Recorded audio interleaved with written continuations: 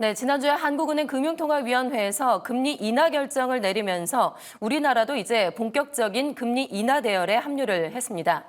하지만 기준금리 인하에도 불구하고 우리 서민들의 이자 부담은 오히려 늘어나고 있다고 하는데요. 이게 어찌된 일인지 취재기자와 함께 하나하나 짚어보겠습니다. 이정호 기자 나와 있습니다. 어서 오세요. 네, 안녕하세요. 안녕하세요.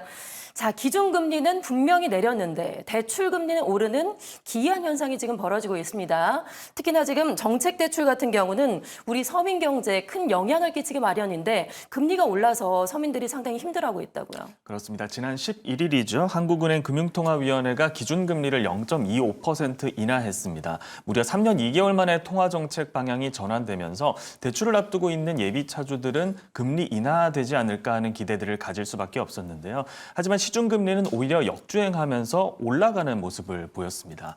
이는 금융당국이 적극적으로 가계대출 조이기에 나서고 있기 때문입니다. 정부는 최근 금리 인하에 따른 가계부채 증가를 우려해서 은행권에 직접적으로 좀 가계부채를 관리해달라라는 주문을 했는데요. 이에 은행권에서는 손쉽게 가계대출을 억제할 수 있는 금리 인상 카드를 꺼내든 겁니다. 특히나 가계부채에서 큰 비중을 차지하는 주택담보대출이 가장 먼저 관리 대상이 됐습니다. 4대 은행의 고정형 주담대 금리는 7월 2.8%대의 하단을 기록하고 있었는데 현재는 4.15%로 아주 빠르게 오른 것을 확인할 수가 있습니다. 뿐만 아니라 대표적인 정책자금 대출 상품인 디딤돌 대출도 이미 지난 8월에 소득 수준에 따라서 적게는 0.2%포인트에서 많게는 0.4%포인트까지 금리가 오른 바 있고요. 전세자금 정책 대출인 버팀목 대출 역시 8월에 비슷한 폭으로 대출 금리가 오르기도 했습니다. 네, 7월에 2.8%였는데 현재는 4.15%까지 올랐다. 속도도 상당히 빠르고 폭도 상당히 많이 올랐네요. 네. 그렇다면 금융당국에서 왜 이렇게 금리 역주행까지 고려하면서까지 금리를 올렸을까요? 사실 지난 금통위 때 금리 인하를 결정하게 만들었던 가장 큰 요인은 내수 부진 우려였습니다.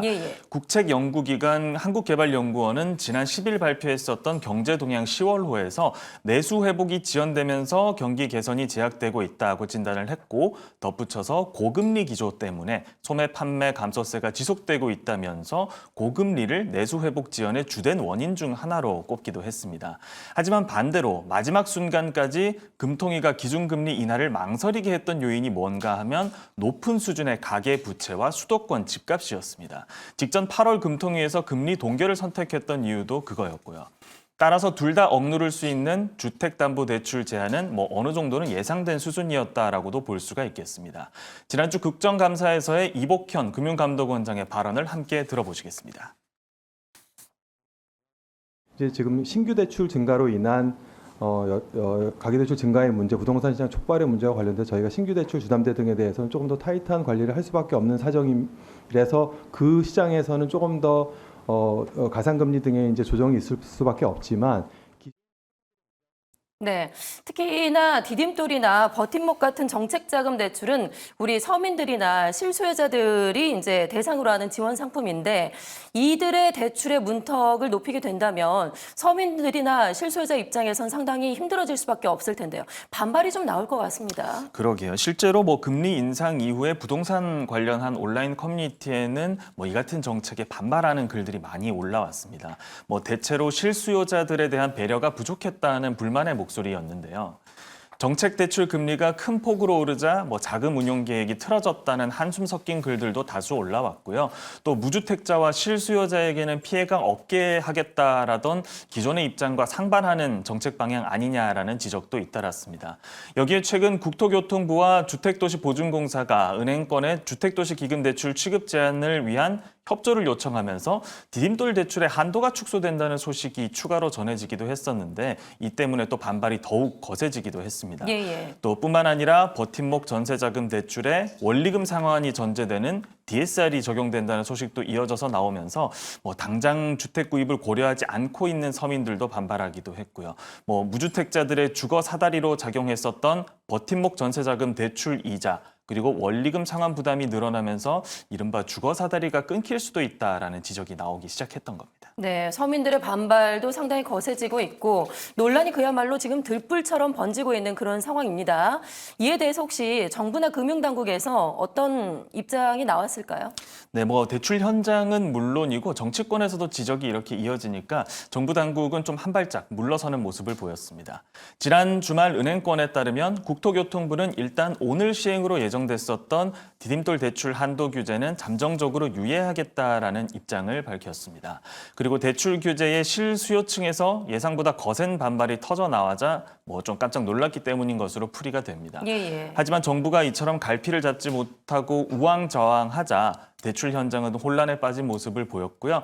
KB국민은행은 14일에는 조치를 시행한다라고 했다가 17일에는 21일로 시행을 연기하겠다라고 말을 했다가 또 18일에는 시행을 잠정 연기한다고 알리는 등 일주일 새에 수차례 방향을 틀어야만 했습니다.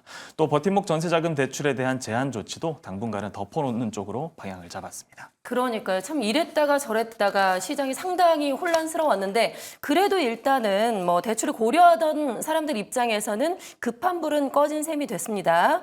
그렇다면 앞으로 정책 방향은 어떻게 될까요? 일단 당장 현장의 반발이 이렇게 거세게 나오면서 진행을 멈추기는 했지만 일단 금융당국의 정책 방향 자체는 좀 확실해 보이기도 합니다. 기준금리가 내려갔지만 수도권 부동산 가격 그리고 가계부채 관리는 지속적으로 할 것이라는 점을 명확히 한 것이나 다름없는 상황이 되겠고요. 가계부채 중에서도 부동산 관련 대출을 최우선적으로 관리하겠다라는 입장도 확실하게 드러났습니다. 향후 관련 대출을 고려하시는 분들은 매일매일 좀 상황을 잘 살피실 필요가 있겠습니다. 또 정책 위반자들도 서민과 실수요자들이 선의의 피해를 입지 않도록 상황을 고려해서 신중하게 결정할 필요가 있겠네요. 네.